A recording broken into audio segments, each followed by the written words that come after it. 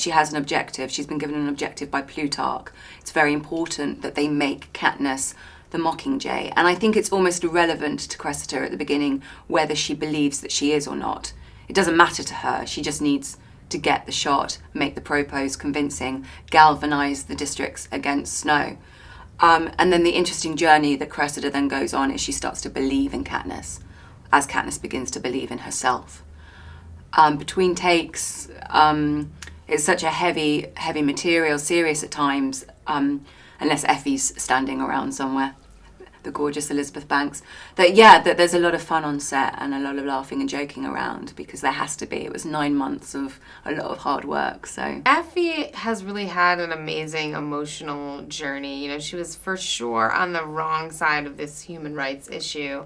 And now, because of her empathy with Peeta and Katniss, you know, has learned so much. I mean, I think you see that all the time, you know.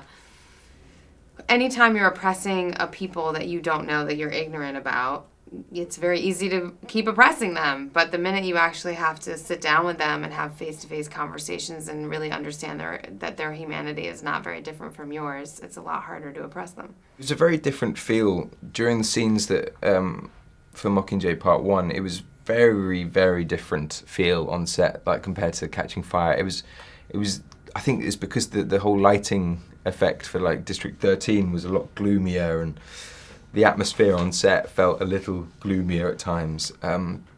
Mainly like Finnick and Katniss scenes, purely because every time we chatted, we were depressed. You know, but you know, of course, there were jokes. Of course, there are. I mean, it's Jennifer Lawrence. You know, you can get through a day of filming without at least one joke coming your way.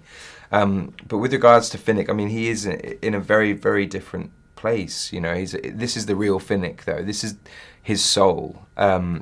Everything that he was in Catching Fire, the charismatic, the bravado, the confidence was all, you know, it's all an act. It's no different to like Marilyn Monroe, you know, like who she became Marilyn Monroe, but behind closed doors she was quite a broken bird. And I think that's not that I inspired my character on Marilyn Monroe. I'm going to go with it, you did. Yeah, sell that.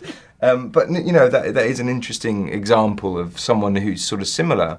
You know, it's a survival technique. You know, it's the only way that he's been managed to kind of get what he wants in life is by sexing himself up, basically. And the fact that he has lived a very torturous life, as has Katniss, you know, equally now. And I think the two of them seek solace in one another. They're each other's shoulders to cry on. Well, you know, it's interesting because, I mean, Snow is so externalized the way the capital is. The capital is very much about flash, about what things look like, and how even looking at Donald and his beautiful countenance, you know, his beautiful hair, and his kind of elaborate, you know, his elaborate costumes and the flowers and everything is quite big and baroque. And by contrast, 13 is all about being minimal. You know, so people in 13 are very thin because they haven't had a lot of food. They are colorless. My hair is gray. My eyes are gray. It's really been about us making ourselves as small as possible in order to survive, and giving everybody kind of a little teeny equal piece. It isn't about sort of taking and taking and taking.